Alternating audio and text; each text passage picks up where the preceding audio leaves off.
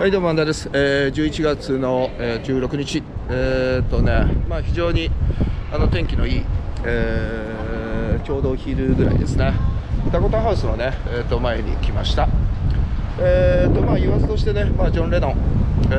1980年12月の8日、ここでね、撃たれと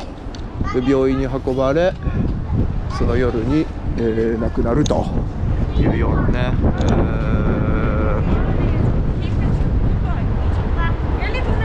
初めに作られた高級アパートメントっていう位置づけは位置づけなんですけれども、ルネサンス様式のね、非常にこう綺麗なね、デザインで、今でもね、一応小野陽子さん、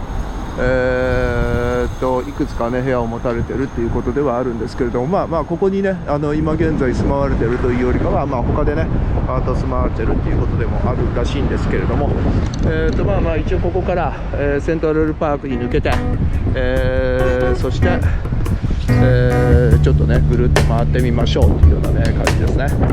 というところでこのまま